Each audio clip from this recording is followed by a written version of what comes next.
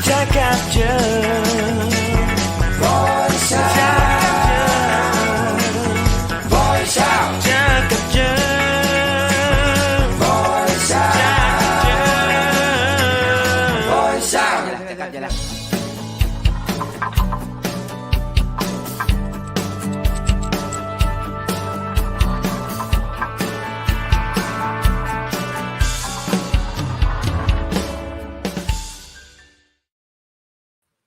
Assalamualaikum. Apa khabar awak, Zaina? Waalaikumsalam warahmatullahi taala wabarakatuh. Baik. Wow, malam Sabtu Malam Sabtu, muda-mudi. ya. Apa kita buat kat sini, Panji?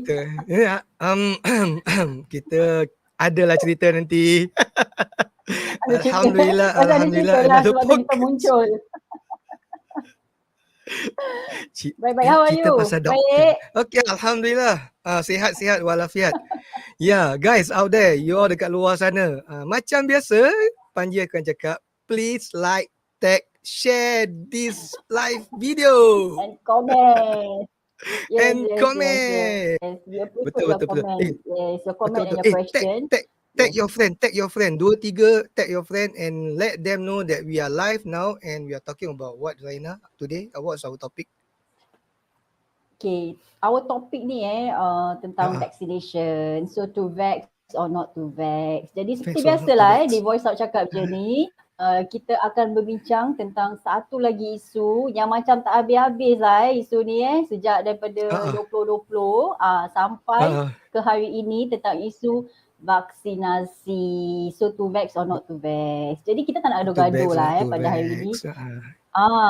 So makanya bukan saya, bukan Panji, kita bukan pakar tapi kita telah menjemput seorang pakar, seorang doktor yang bertauliah yang dia akan menjelaskan perlukah kita ambil vaksinasi atau tidak. Kalau you rasa you dah macam Superman, tak perlulah Man of Steel kan? Ya, betul. Banyak lagi tau. On that note kan, let me share you something first. Let me share you guys this chart. Okay. There it goes. Okay, as today 17 March kan. Okay, Zaina. You see, yang dah receive vaksin kan 93%, tapi yang booster tu still 70%. Lagi 30%, I don't know, maybe tengah tunggu dia punya turn or maybe tengah macam nak, tak nak. You know. Tapi I tak faham lah Panji, kalau dia dah buat dia punya tu vaksinasi kan, kalau dah ambil tu, kenapa masih nak fikir-fikir tentang booster shot kan? Kenapa masih nak tak nak, melainkan kalau belum ambil. Betul tak? Ini kata orang tu betul. kata tu biar dah mandi kan, basah sekali lah. Ni basah mandi tapi rambut tak basah. Dia mandi daripada badan ke bawah je. Because kan? ada alang-alang some people kan alang-alang betul. Tapi some of them say halah dah banyak sangat nak cucuk.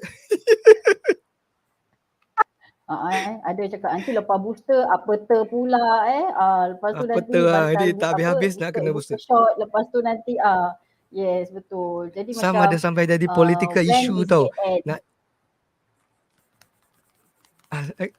I think ada delay sikit on your side. Okay, never mind. We just go along until should be okay lah. Zaina, you can hear me loud and clear? Can. Okay. Yes, okay. Like I said, apa tak nak booster ke tak nak vaksin because sampai ada macam political thing lah macam ada they say what ada letak microchip. Ada microchip. Itulah ada microchip ke apa ke, entahlah tak apalah, ini bukan soal kita lah. Yang penting kita tanyakan kepada pakar sebab dia lebih tahu. Kita ni jangan action tahu pula. Tak pasal-pasal kena saman. Jadi betul. Tapi pada saya kenapa kita semua digalakkan untuk vaksinasi?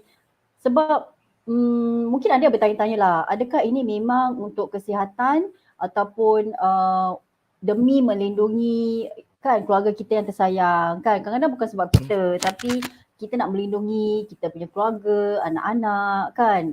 Jadi yalah, sebab tu banyaklah yang kata should we or shouldn't we. So kita jangan buang masa, kita jemput kita punya pakar ke dalam Dewan Gelanggang. Yes, Zam. Siapa Alakah Zam? beliau? Assalamualaikum Dr. Waalaikumsalam. Saiful. Waalaikumsalam warahmatullahi wabarakatuh. Apa khabar? Thanks for inviting me. Semua okey? Alhamdulillah. Baik-baik, Alhamdulillah. Thank Kita you. dah dapat, kita dah vaksin kita dapat booster shot jadi Alhamdulillah kita sihat. Boosted also. Okey, Tapi booster dah. Okay. Zarina Boosted. dia dah COVID plus, dah go through, dah habis. Me still belum lagi. Alhamdulillah dapat elak-elak. I don't know. Mungkin Okey. banyak makan Tunggu apa masa, tak tahu. tunggu masa. Tunggu masa Okay. je. Matter of time doktor. Tengoklah macam mana kita cuba. Okey. Sebelum ni. Ya. Okey doktor, sebelum kita mula mungkin doktor boleh memperkenalkan diri doktor. Ni saya dah tahu ni doktor ni masih lagi di klinik tau ni Tengok gaya-gaya background masih lagi di klinik. Oh, doktor ni betul bekerja keras So, doktor boleh ceritakanlah latar belakang Dr. Saiful Nizam. Dipersilakan. Okay, terima kasih Zarina. Terima kasih Panji. Thanks for inviting me. Sama-sama kasih. First time on the show. Jadi insyaAllah saya upaya untuk berikan sedikit pencerahan. Jadi so first things first about myself. Jadi doktor. So daripada NUS dulu, tapi 2001 I graduated. So sekarang dah 20 tahun 20 tahun Wow. I think so. Yeah. Wah, Yeah. okay. So 21 tahun lah. Yeah. Alhamdulillah. Yeah. So I buka klinik kat West Coast ni about 8 years tu 2013 lah. 2013. So wah, 8 tahun Ya. Dekat mana tu doktor? Where's your clinic? Kita promote sikit lah. Okay, bagi semua orang kalau tahu kan Rojak Air Raja tu semua orang tahulah. Baru nak cakap. Is it dekat dengan tempat rojak tu? Dekat dekat Rojak Air. Okay. Okay. Memang selalu kita pergi sana tu. So cakap dangerous place pasal kalau makan terlalu banyak rojak tu banyak kolesterol ni. Naik sikit Sekali-sekala tak apa lah Okay lah. Okay. So insyaAllah. Yeah. So when I was there, okay lah. Started my practice and memang ada cara sendiri untuk kirakan untuk memberikan servis atau pelayanan kepada semua pesakit dari sini. So I've been helping out lah apa yang saya boleh in the community also. Dan saya punya konsep is that my clinic is my health. So kalau boleh kita jadi tempat rujukan ataupun medical center atau tempat perubatan bagi semua orang lah. So from then on I do have of course other things involved and dari segi pelibatan dalam kegiatan lain so sebagai contoh I memang terlibat dalam kegiatan budaya pada ni so memang terlibat dalam bidang silat daripada dulu. Yes. Dan daripada silat saya pergi ke budaya dan budaya tu secara umum menjadi sesuatu yang kalau kita lihat harus menjadi sesuatu jati diri lah bagi kita kan. Jadi cuma banyak isu dari segi tu dan banyak cabaran saya rasa tapi untuk hari ni kita fokus pada vaksin. Betul. Nanti maybe the next time kita berbual pasal silat Guys out there, Dr. Saiful ni is he travel as far as Indonesia to represent Singapore as ambassador for silat, guys. So ni bukan calang-calang dia punya level of silat ni. I mean okay lah, itu cuma kegiatan ini kebudayaan. So just to help out. But I mean last time I was involved in the national level also. So Malaysia, Indonesia, then Vietnam also we used to go there. So okay. I brought in one tertiary silat punya team lah. Tertiary silat punya pasukan pergi pada inter-tertiary competition kat Vietnam last time 2006. Okay. Something ago. Silat apa tu? Represent which silat? Sending. So silat ni you don't get me started on this because ada banyak macam-macam So if you Yeah, look yeah, at yeah, yeah. Of Singapore, course.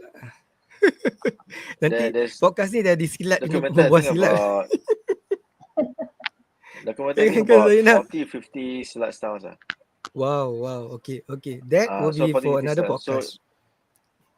so Eh? ikut aliran masing-masing. Okay doktor, cuma saya nak tanya lah, doktor ni sekarang kan doktor, sibuk, ada masa ke sekarang lagi dengan COVID, buat masa ni? Yeah, that's Itu my dulu next kan, question. 20, Sibuk. 2006. Sekarang dengan COVID, dengan ni lah, tak habis-habis kan, COVID sana, COVID sini. Jadi doktor ada masa ke buat masa ni? Untuk bersilat?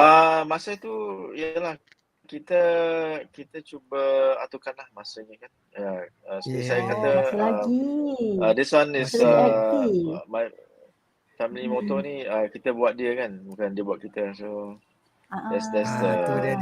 apa yang kita nak buat. Kita lock tu. So it's up to us lah. Kita buat dia, bukan dia buat kita. Lock tu. Okay. Betul. Okay, alhamdulillah. Okay, guys, for Panji, those your tak tahu. soalan pertama. Okay, before we go, okay, there's more details yang now tengah running the text tu. Okay, kita also ada masukkan Dr. Saiful punya address, the clinic. So, siapa suka dengan dia, nak bertemu ramah dengan dia, okay, pergi visit dia. Bertemu ramah tu, orang yang dekat sana lah, nak yang sakit lah, bukan nak. By the way, dia pun married with children. So, okay, vacancy close Okay. Gurau aja. Okay guys. Dr. Saiful. Okay. Before we start, please, guys out there, like. Macam mana boleh like pula? Like, tag and share this video now, because now we're talking about vaccine, about booster, about COVID, and we jemput a doctor to address this issue, to share his knowledge, to share his professional point of view. No, bukan kita his point of view. So guys, kalau you ada question, you nak tanya dia about anything related with COVID, with booster or vaccine, please comment, please put your question in the comment button, yeah. Okay, first question, can I go ask you the first question Dr. Saiful? Okay, so far kan tiap-tiap hari mesti ada people come case of COVID. Okay, I want to know the maximum number of people who came to your clinic berapa? Yang so ada far COVID? Highest. Yes. Per day. Banyak So at least can be go 20 number 20 lebih 30. 20 to 30 20 to 30 COVID that we passed the peak already. So kalau you tengok kat Raja tu, I think the peak was about end of February. So right now we had the downturn. Cuma every day still have a few lah. Mungkin I think about less than 10 now. So by the time it's peak, I think a few weeks back, memang banyak lah yang ramai dia punya sakit. So I think a lot of clinics memang mengalami banyak cabaran lah pasal nak tunggu lama. I pun dengar beberapa klinik 2-3 jam nak tunggu kan. Overwhelmed you guys with Yalah memang tapi alhamdulillah lah kita dah mengatasi ni, sudah pass this phase already ni. Okay, on that note, doctor, what are you mentioned okay, tak apa. You mentioned about 20 to 30 patients per day, doctor. What are the average age? Rata-rata umur yang berapa? Yang lebih 60-an ke atas ke, atau younger ones ke? Generally from your side, the average patients. Tak kisah. Actually daripada semua level semua lingkungan usia actually. So daripada bayi umur. kita dah bayi sampai yang lebih daripada 80, 90 pun ada. Jadi tak kira. Virus ni dia tak kenal usia dan bangsa. Usia lah. Okay, doctor. On that note, banyak yang datang for the yang COVID case, right? Is there also many yang belum vaksin lagi? Kalau saya lihat jarang, sangat jarang lah. Jadi kalau kebanyakan kes yang kita rawat, jarang saya lihat yang tidak disuntik ataupun vaksin. Jadi I think very low percentage lah. Oh, jadi okay, yang datang yang tak vaksin tu, normally what are their reason they don't go vaccine? What are their what's their Okay, so alasan lah? this an interesting punya ni. So actually kalau kita nak so first things first kita nak kena lihat apakah what do they think about Jadi kebanyakannya ada pendapat sendiri, kebanyakan ada rujukan pada a few sources lah yang mereka fikir bertauliah dan yang ada evidence to them lah. So but everyone has their right to look at this data. So it's kita boleh lihat dia macam spectrum lah. So macam-macam and different beliefs. Ada yang saya tahu ada yang doktor pun, ada yang doktor dari mereka pun tak ingin disuntik dan itu sebenarnya dia punya hak masing-masing. What are the reason? What is the reason they give? I mean, kenapa? They point out kerana vaksin ni masih baru dan mereka tidak ingin mengambil risiko lah. Bagi mereka tu the perception of risk. Jadi risiko ni dia ada dua macam. So it can be objective risk, yang kita kaji daripada research, pengajian, dan ada yang subjective risk lah. Jadi kalau macam saya cakap, you punya risk of side effects, severe problem can be very low, maybe like 0.1%. To some people itu mungkin tinggi, bagi orang lain tu mungkin rendah. So the persepsi ataupun anggapan kita mengenai risiko tu berbeza lah bagi setiap orang.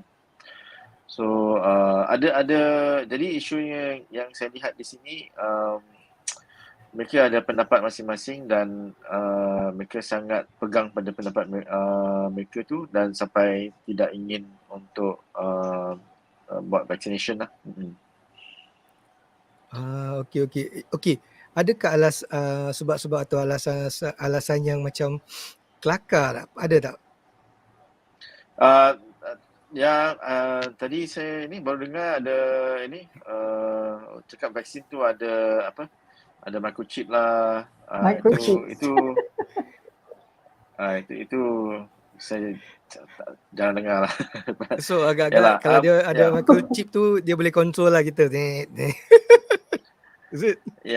Apa kita buat semua dia tahu Macam dalam badan kita ada kamera lah gitu kan. Macam ada GPS ada GPS. Mana kita pergi pun dia tahu mungkin bagi mereka so pokoknya ada banyak kepercayaan yang ada gitu. So of course apakah ada bukti ke tidak, kita nak kena lihat lah. You boleh cakap vaksin ni daripada Mars atau daripada bulan pun boleh lah, tapi betul, tak ada bukti kan. So kita cakap berdasarkan pada bukti kan. So okay lah. Tapi doktor, saya muskil. Jika kita dah divaksinasi, dah ambil suntikan booster, masih boleh tetap juga dapat COVID. Jadi kenapa kita nak ambil vaksinasi ni? Macam saya lah, nanti saya cerita pengalaman saya. Saya 2 minggu lepas baru kena COVID lah. Jadi macam kan, it's like tetap kena juga COVID. Jadi kenapa saya nak ambil vaksin? Mungkin ada yang berfikiran begitulah. Sebab ambil tak ambil pun tetap, kalau nak kena juga. Kena juga, So actually kalau kita nak cakap pasal kena atau tak kena, kita nak kena kupaskan soalan ni lebih rinci lah. So isunya kalau kita lihat bagi mereka yang so isu yang kita lihat tu adalah kita kena dan kita kena dia punya apa yang gejalanya mungkin apa yang terdapat atau efek daripada kena COVID lah. So satu tu yang kita lihat tu adalah kematian. Okay, so of course pada waktu awal masa 2 tahun yang lalu kita lihat COVID ni sangat berbahaya dan kalau dia cepat merebak dan pokoknya ada kesan-kesan pada paru lah kan. Jadi pada waktu itu memang sangat berbahaya dan sehingga kan ialah kita terpaksa buat isolation, quarantine dan sebagainya dan memang sangat keras lah kalau kita lihat pada waktu dulu tu.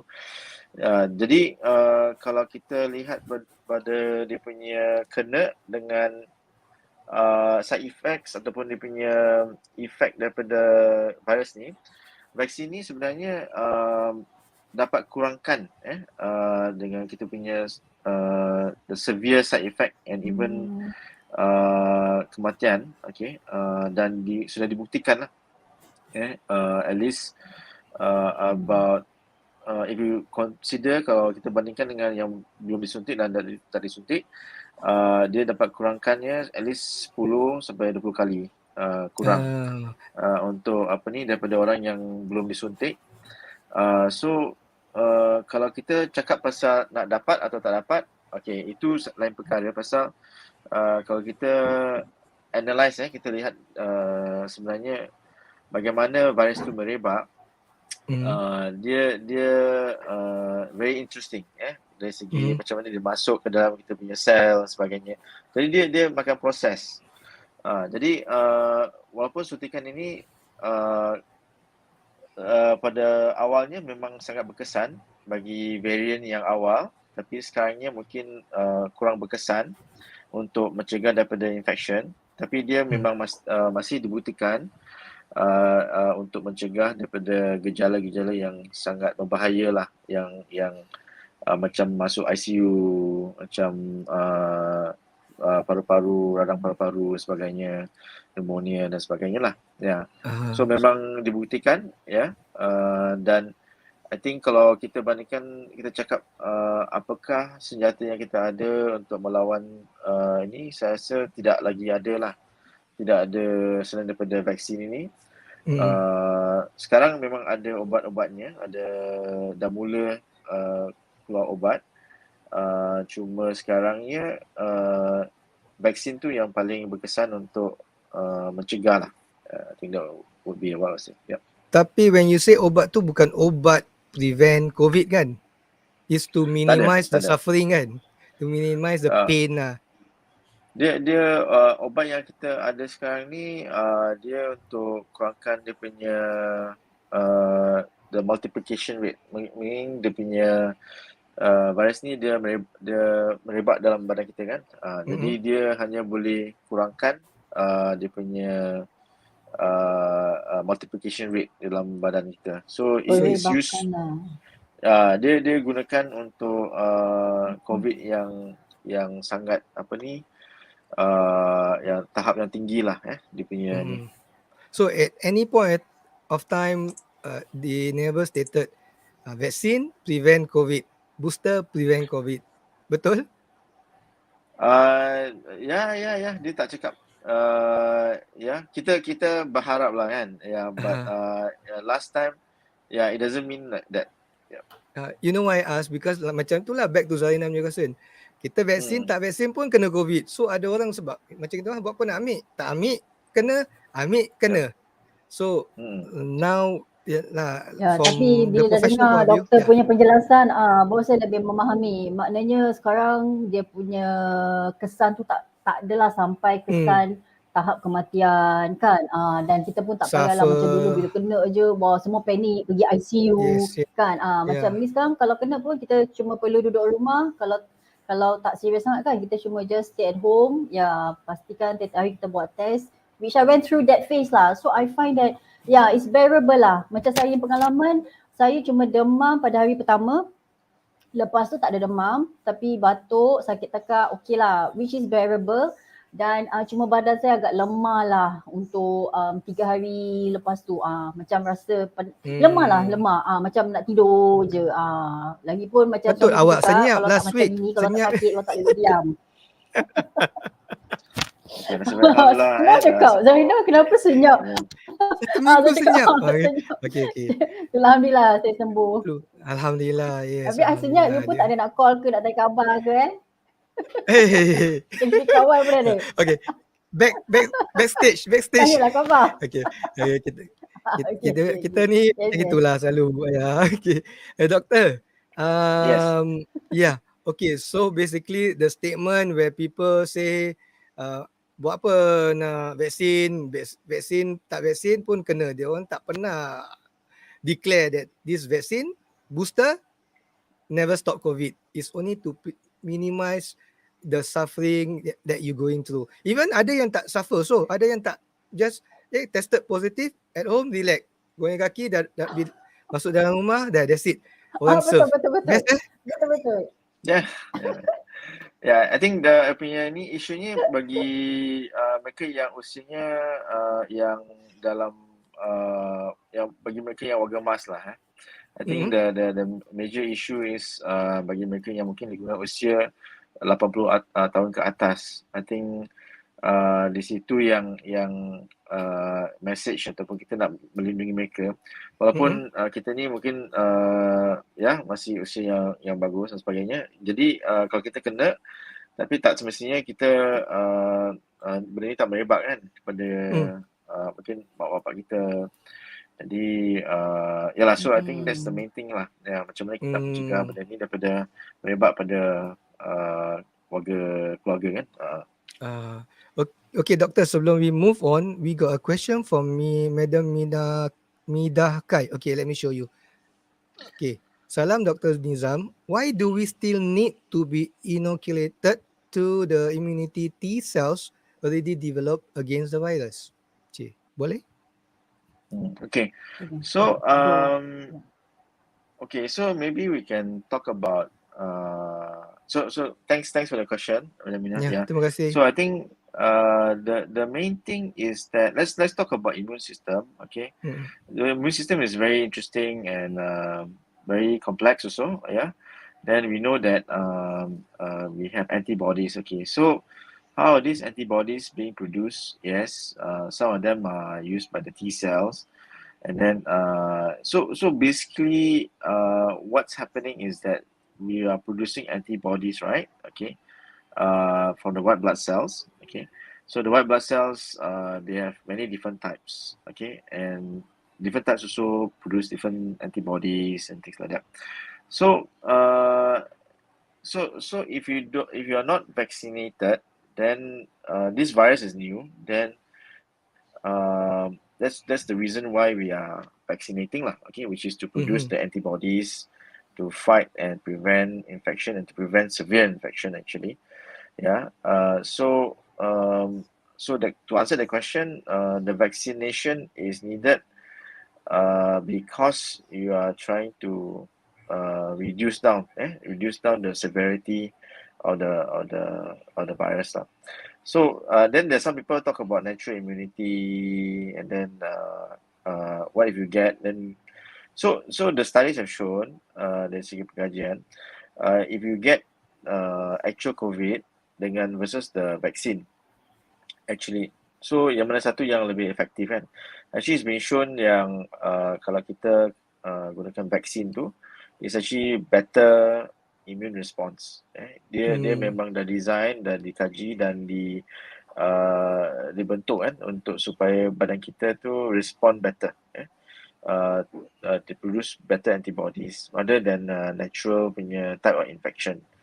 So the rate varies. I think it's about 2 to 3 times better than if you get macam kena secara semua jadi dia punya virus.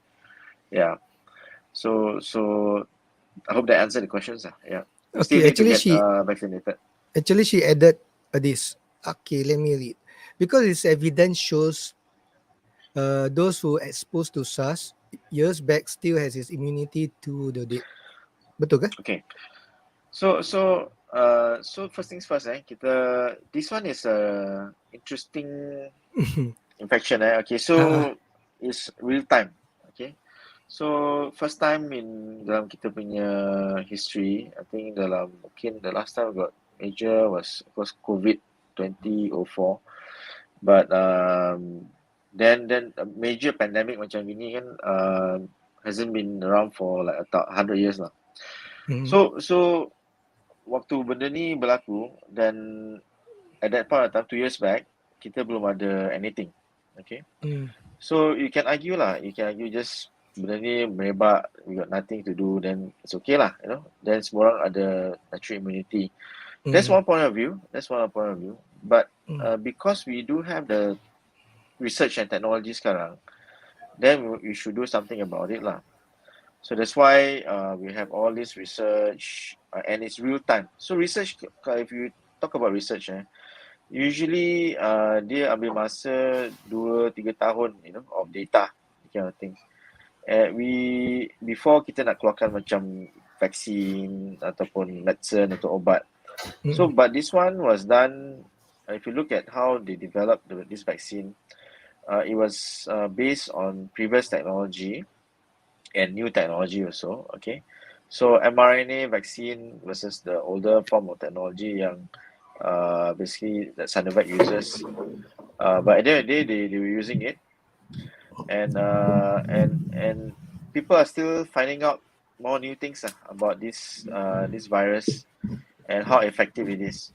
So you can see that last time Pfizer, we can see that it was very effective against the older variants, okay, like Delta variant, but less so dengan Omicron, because of the way in which the virus changes and mutates. So it's in a sense, yes, a lot of people, a lot of studies are still being done about this, but at the end of the day, we still consider it as safe or acceptable by different ministries of health of the world because setiap negara memang ada different ministries of health, different viewpoints, and they may have different research, or viewpoints about the data lah. Yes. Hope that answered the questions. Okay. Doctor, yeah, I hope Puan Midakai, I hope it answers your question. Maybe I have something to ask you, because just now you mentioned about Pfizer. Is it true that ni saya dengar lah hearsay, that's why I want to know from your medical point of view that if we take the first Pfizer, advisable to take our booster also Pfizer, atau ada orang macam tak nak tukar Moderna pula. Personally, what is your medical point of view? Is it better to be consistent all the way atau it's okay to mix? Okay, so when we talk about recommendations, right? Yeah. Shots. Yeah. So when we talk about recommendations, right? Normally, as doctors, we need to refer to evidence, apa yang bukti yang kita ada. So looking at the current MOH just or NCID just released some of the data. I think if you take a look 2 days back, Thursday, sorry. Yeah. So they recently had a study about 100 people. Okay. They half of them was 60 and above, the other half 60 and below. So they actually answered, they did this question, is it better ppm, and then they measured the antibody levels, and they showed that actually the level was better for the older folks, people that are above 60. The antibody response was better for those with ppm lah. Yeah, so Pfizer, Moderna. Okay, probably if you are above 60, yeah, the antibody response has been shown to be better long term also. Better for ppm. And I think, so this is something that I think, but that's the current data for older, for 60 years old and above. This one similar also kind of data also for some other research being done overseas also, that if you have a different mRNA vaccine for the third booster, and PPM seems to be like the best combination. But as I say, this is still ongoing data. The information ni masih sedang dikaji. And when we talk about data means pengkajian daripada mana-mana negara lah, right? So you have this data daripada US, UK, you know. So then when you talk about pengkajian ni, you nak kena tahu juga dia punya the population there. Okay, so what are the things that are being faced there? Mungkin dia punya karakteristik lain ke, sama dengan Singapore ke. So in order to be more concise, to be more clear, kita nak kena ada kita punya own data lah daripada Singapore, and that's what some of the centers of like NCID, National Communicable and Infectious Disease, I think center lah in Singapore. So that's the latest data that we have. Then it seems to be pointing in that direction. So currently, if you want to get the third booster, then it's for above 60 years old, seems to be that, you know, Moderna is that combination lah, PPM lah. Yeah, but doesn't mean that the third booster doesn't mean that if you don't get Moderna, doesn't mean it's not effective. It is still effective. Masih berkesan. Yeah. So I myself took triple P because at that point of time the data that's why my mom. Not so clear. Yep. Yeah, me too. Yeah. Okay, Doc, there's a few there's 3% asked the same question. Okay, it's about let me show you the question. Okay, it's about, is it safe for pregnant ladies, for expecting mom? Okay, like this. What's your opinion on vaccination towards pregnant women and children since the vaccine known to be developed less than a year? In science, is it ethical to include them in trial B plus the vaccine being released? Your point of view, please. Thank you. Before the vaccine being released. Before. Okay. Yeah, so this is a good question. Of course, nobody wants to subject the baby, kan? Siapa lah nak. Then the question right now, so then sekali the question baby also, jadi X-Men okay. Joking. Yeah, okay. So basically the thing is that so of course in terms of trial, in terms of let's say you nak kaji benda ni kan, I mean you cannot purposely put like, you know, pregnant women, then inject them, then you showcase, then you expose them some more, you know. So there's in terms of ethics, this kind of questions are always being considered. Yeah. So in terms of so what can we do? So when you do the studies, then there's different levels. Okay, jadi kalau macam this kind of thing. So in terms of if we cannot experiment on people, right, which is not ethical, then we can experiment on using animal studies or animal models. Okay, and the current animal models doesn't show that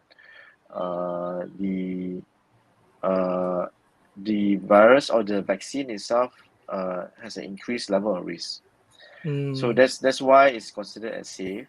And they've also extrapolated the data, and they also looked at pregnant women who have taken the vaccine, and so far it's been quite safe. Yeah. Whatever side effects they have is just the general side effect, macam sakit badan, you know, pain in the side, then penat, very tired. So those are the usual punya side effects yang we consider lah. But so far, is there any pregnant ladies who come over yang ada vaccine, ada effects selain daripada yang you mentioned? Is there any other effects? So far not with that we have observed that macam extra daripada orang biasa lah.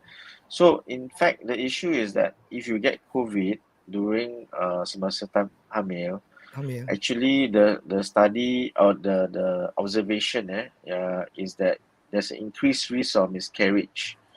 About 15-20% increased risk of miscarriage, you know, if you get COVID.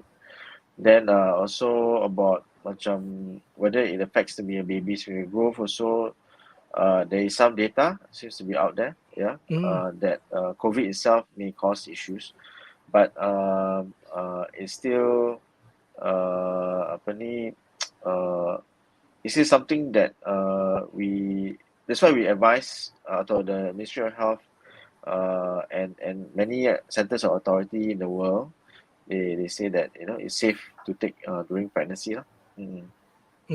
So to minimize your miscarriage, is good to take your booster or vaccine ke? Not necessarily to minimize. So that's a good question. We haven't really fully answered the question.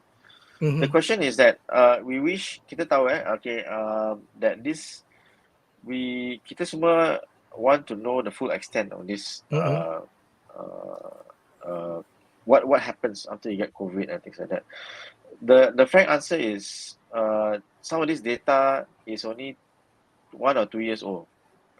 We don't know until 5-10 years down the road. So that's one issue yang I think is also maybe perhaps that's why some people are hesitant about taking the vaccine. Okay, so and it's a knowledge point. It's a knowledge point. Yeah, but it's the best that what we have as of now. Okay, looking at all the data and whatever recommendations. That's why the all the centers, people that study this, all have come to the similar conclusion. Okay. Zaina, But is there any question doctor, from that your means side? personally from your own point of view, am I right to say that you would encourage pregnant women to take the vaccination? Is that what As of now, the evidence shows that it's still would that is be your effective. personal advice? My professional advice would Okay. follow whatever evidence that datang daripada MOH lah. So and then because MOH as in they have panels and they have advisories and they have professors all looking through this data.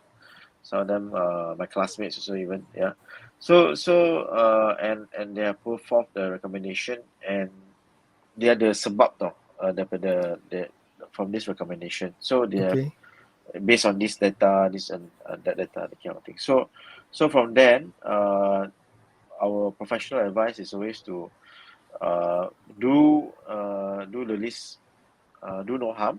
Okay, kalau dia helpful for everybody, then we will recommend that. Okay. Let me check. Is there any question? Okay, go ahead. Go ahead, Zaina. Go ahead. But maybe I have one question. Yeah, I don't know whether this is true or not. But do we still have to go for another booster every year? Are we done? Or next year, it's like, oh, okay, everybody have to go for the 4th jab. It's a yearly thing. Over. Yeah, is it gonna be a yearly thing? Yeah. So actually, that's also another good question. I think it's a bit hard to answer that right now because you nak kena tunggu I think 1 or 2 years down the road. Yeah. Of course, drug company, happy lah. They will say, okay, they recommend once a year, that kind of thing. But that's why we have to be objective. Then we have to look at the data and to see how this virus will evolve lah. Because currently the very serious version or variant last time, then now becomes not as severe as like last time lah. Yeah? So this Omicron variant is currently memang banyak kan dalam in Singapore plus in the world also. So the question is that frankly speaking, we're not sure. Yeah, the frank answer is that you probably have to see, okay, and then you have to wait and see. Yeah, so have to wait and see. So the question is apa ni, kalau semua orang dapat develop some form of natural immunity, but the problem is that kalau one country have macam a good immunity, there may be other countries, then there will be other countries yang belum ada. Then if you start opening up, then how? Then then maybe other variants that can come in, other types or newer forms of COVID, then it becomes another story lah. Yeah. Okay, doctor, ni ada question. Okay, if if one of my family members kena COVID, okay, what's the best? Dia tanya, where's the best makan ke, atau is there any best way to make him or her less suffering, or Yeah. and on my part, what are the family need to do? Maybe she want to know, okay, how to elak, because nowadays satu family kena, confirm the whole family kena. Betul Zainah? So, is there a way to prevent this, Yeah, it or started with my son. After that, I kena. Lepas tu my husband. Tapi my husband dia steady buat pipi lah. Tengok TV. kan? Selera makan pun macam normal aja. Terus saya cakap, awak ni sakit macam tak sakit. kan? Okay. Yeah. Ya, ini rezeki Ya, masing-masing ya. Ya, rezeki macam masing-masing. Yeah. Yeah, Yeah, so- your nasihat lah to those Yeah. yang kena dan akan kena. Yeah, so of course, yeah, so interesting apa ni observation from Zarina. So like some people get bad, some don't get any symptoms. So really we don't really have gotten the full answer to that yet. But we do know that of course it's more severe in people with multiple medical problem, ada immune system problem. Yeah. So well, I think we'll know maybe in the future. But I think to talk about what can you do, of course, in terms of general health practice, memang, if you get COVID, eat healthily, rest well, get enough sleep, while taking your whatever supplements, if you feel that helps, then okay, yeah, no issue at all, yeah. So nothing specific in general. I know there are people advocate this that that kind of thing. In terms of to answer Minum that air question, kelapa. Ada cakap doktor, minum air kelapa banyak-banyak. yeah, I mean boleh tapi dengan sederhana lah. I mean you don't macam minum sampai muntah kan. So Too much of everything pun memudaratkan juga yeah. So the thing is that tapi isunya is that as long as you feel atau rasa benda ni mungkin dapat bantu, but in terms of objective evidence belum ada, okay. Belum ada lah. Specifically which apa yang kita boleh buat. So in that sense the advice is general advice. So kalau kena, yeah. Okay, because kalau kena badan lemah, lembik, okay, as a doctor, what you recommend makanan to boost back our energy, to boost back ourselves lah, because badan dah sakit, badan dah lembik, selera tak makan, what is the best action for people out there lah, yang not go back to yeah. So okay, I mean so the thing is that, as I say lah, okay, there are many different as so in a terms of professionally medical point of view lah, doc. okay, as I say lah, the medical point of view is that we don't have a specific punya ni. Tapi if you talk about macam rest well, taking your supplements, whatever stuff, if you think it helps, just carry on. I mean, it's okay. We don't have an opinion about that. But if you want to take, yeah. Pasal kalau I cannot say, if you say something then benda ni mesti laris punya. Betul. Yeah. So it's not. Dia tak bayar doktor. So tak boleh recommend Tapi yeah. But if it's your product, why not? Right, Okay. Yeah, so we don't do that lah. So apa ni, we just say just state it matter of factly. Kalau you rasa apa ni apa saja you rasa is helpful, ada ni, I know I think there's some radio station also saying the same thing, what they personal experience kind of thing. So to talk about this, right, that's why there's always this issue about personal experience versus research punya data. The problem we face is that apa yang kita cakap dengan orang is based on our own personal experience, right? So kalau dari segi scientific punya side, okay, that's only one person punya point of view lah. Tapi kalau kita nak tengok dia punya data gitu, kita nak kena tengok dalam ratusan atau ribuan. So we want to say, kalau macam satu orang cakap, okay benda ni bagus, air kelapa bagus, contoh. Then you need to do a research. Yang cakap, okay, kalau 1,000 orang minum air kelapa, 1,000 orang tak minum air kelapa. What's the difference? Yes, You know? yes. So that is, for example, how we go about to approach this punya topic lah. Because to answer that question is not easy. Yeah, you nak cakap air kelapa power kan, I think air kelapa ni boleh mujarab lah sebagainya. So you nak kena buat study, to betul-betul cakap, okay, mungkin you minum air kelapa dan tak minum air kelapa sama. But if it make you feels good, by all means. Yeah, silakan. That's why it doesn't do you any harm, okay? Dia tak cause problem for you. It's okay. Yeah. Yeah. Sekarang kan banyak self claim doktor, minum air cengkeh lah, stuff like that. Yeah. Betul. Mulai cengkeh, rebus air dia, lepas tu minum, macam-macam teh, semua different version of tea. Yes, lagi social media kan. Macam-macam, bila saya cakap saya sakit kan, macam-macam benda orang forward kat saya. Limau nipis lah. Yeah, so I did try lah all that. You really try all that. Maybe it does help to a certain extent, because It's okay. I mean, mana yang within my capability boleh dapat kan. I did try, especially people say vitamin C kan, it's good to boost your immune system. So I don't think it's harmful. Yeah. So okay lah, alhamdulillah, masih lagi sihat, masih lagi di sini. Alhamdulillah. Okay. So just to say about this, about some of these perceptions.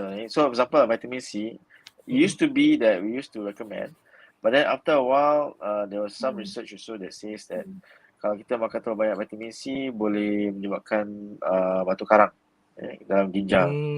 So nowadays we also don't recommend that also. So of course dari segi sudut pandangan professional, which is the nak kena berdasarkan pada bukti sebagainya. Of course, if you talk about personal punya side, kita nak lah kan, we wish there's something lah. Sebagai manusia kita nak sesuatu yang dapat bantu kan. So of course Sawas turn to traditional herbs, traditional remedies. So if it doesn't do any harm, kita boleh try. Asalkan why not? Asalkan tidak abaikan mungkin whatever medicine, whatever yang doktor cakap kan. But as for now, we don't really have any cure per se, okay, for COVID. So just the general rule lah. So keep healthy, jangan stress, tidur cukup, makan dengan healthy lah, yang sihat. Okay.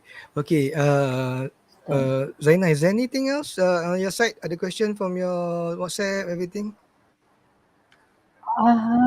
There's one question from our ini. Are you going to pick up? Somebody is There's asking a question. to Dr. I cannot see Saiful. it. Can you read it out? Okay, Dr. Saiful. Okay, this lady was Yes. asking, Kak Mida lagi. Thank you Kak Mida. You are so actively with us. Thank you so very much good. for all your questions. Oh yeah, I saw it. She's asking, Can you read? Can you explain to us the difference of vaccines, especially the ones stated with whatever in both Moderna and Pfizer? How does it act onto our immune system? Okay, so good question. Thanks for the question. Question. So kalau kita lihat dari segi vaksin ni, kita nak kena tahu apa yang dia buat lah kan. So vaksin yang gunakan teknologi lama, which is macam kita dah biasa macam tetanus, macam measles lah dan sebagainya. So itu teknologi yang lama. So apa yang dia buat, let's imagine this is the virus Okay, so kita ambil sebahagian daripada virus ni, kita masukkan dalam kita punya batu badan. So it's daripada segi itu, badan kita akan keluarkan antibody. They look like a Y. Okay, so they are different molecules tapi look like a Y. Dia lawan dia punya virus lah. Okay, so simply lah, okay, untuk terangkan, itu yang pakai gunakan teknologi lama. So kalau Pfizer dengan Moderna ni, dia gunakan teknologi yang baru tapi dibuktikan. So digunakan dia macam kasih surat pada kita punya sel, okay. Inilah cara-cara untuk buat antibody yang khusus untuk melawan COVID. So dia perbezaannya adalah kalau yang teknologi lama tu dia ambil sedikit sebahagian daripada virus tu dia masuk dalam badan kita, dibandingkan dengan teknologi baru itu digunakan macam dikasih surat itu untuk macam panduan lah, dia macam manual panduan tu bagi kita punya sel, dan bagaimana dia dapat mengeluarkan antibody yang khusus untuk melawan COVID lah. So bagi saya, apa yang saya lihat, bagi kebanyakan orang tu dia punya reaksi kan, okay. Reaksi ni ada kena-mengena dengan kita punya sel putih lah. Sel putih ni ada macam-macam sel dan dia akan melawan, dia akan melawan dan akan activate. Sebab tu kita dapat kenapa the side effect daripada mRNA vaksin ni, dia buat kita badan kita letih, buat badan kita lesu dan sebagainya. Itu is a side effect. Malangnya dia ada, okay. Tapi dia bantu, dia mengaktifkan, menghidupkan kita punya all the white blood cell untuk mengeluarkan antibody ni lah. Ada take note tak everybody? Ada like the note. Okay, never mind. Like this video will continue played even after the live. So kalau you terlepas, you want to go back with all the answers yang doktor dah bagi, you just go to our official website, Facebook, Voiceout Cakapje. Meanwhile, please share, tag and like this live stream now. And okay, doctor, is there any last advice? Is there anything that you want to tell people out there yang tengah macam tak nak booster and vaccine? Still having that second thoughts. So kalau kita lihat kan, kebanyakan orang Singapura ni about 90% dah almost fully vaccinated lah. Kira kan dari segi first and second dose Kalau dari segi third dose, I think about 70% lah, I think about ni. So apakah booster ni dibuktikan untuk membantu? Yes, memang dibuktikan. Kerana kita punya antibody ni dia didapati akan turun dengan lama-kelamaan. Suatu that time they recommended lah lepas 6 bulan, pasal ada breakthrough infection lepas 6 bulan. So apakah yang kita boleh buat untuk ini? It is to actually get protected lah. Itu yang paling baik lah yang kita boleh dapat bantu dalam this peperangan ni lawan dengan COVID ni. Dah sekian lama, dah beberapa tahun kan. Dan saya rasa mungkin dah mula orang banyak negara pun dah mungkin mula terbuka. Jadi saya rasa kita pun nak kena siap sedia dan masih juga mempertahankan diri kita dengan ada booster lah. That's the main thing lah. Okay. Before we go off, Doctor, we appreciate you coming over, and we appreciate you, the frontliners. I know you're overwhelmed with work, overwhelmed with a lot of masalah lah, Zaina, and guys, we really tabik you guys, going through these difficult years. Dah masuk nak negak anniversary kita, as in 3 years kan, COVID tu. Almost, Betul. Yeah. And Doctor, thank you very much. Zaina, anything to add up? Yeah, I really thank you, Dr. Saiful Nizam, for your time and for your sharing. Yes, I believe what you said. Let us be prepared. I mean, we protect ourselves, we protect our loved ones. Kita usaha, we do our very best, whichever that within our means lah. Dengan niat, moga-moga ia dapat menjadi benteng lah dan membantu kita daripada mendapat penyakit-penyakit yang kita tak ingini lah. Bukan saja COVID. Ya. Pokoknya kita usaha dan kita berdoa semoga bukan keluarga kita saja tapi semua dunia lah ya. Moga-moga kita dilindungi lah daripada masalah yang sedang kita semua hadapi. Yep. And hopefully this thing will go over, will finish very early lah, cepat.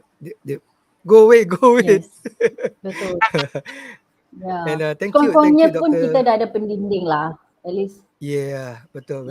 Yeah, not like the beginning semua tak tahu nak buat apa ya. Alhamdulillah.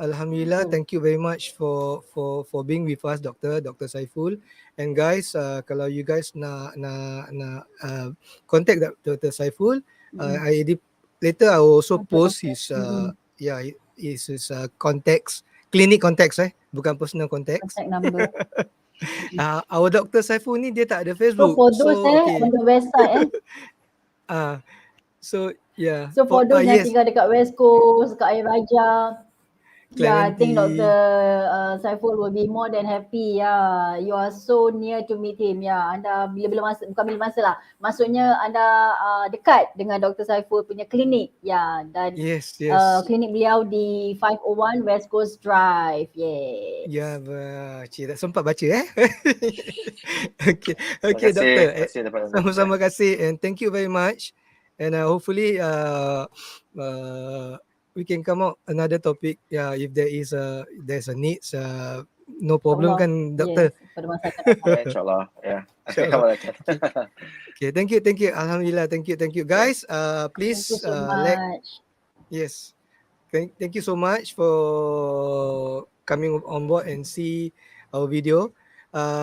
Please like, tag, share our official Facebook page at Voiceout Cakapje. And if you guys got any question, you can always comment in this video again, and we will forward the question to Dr. Saiful, and I will post for him on his behalf. Dr. Saiful kita tak ada Facebook, so so we will help, or you can always email dia later.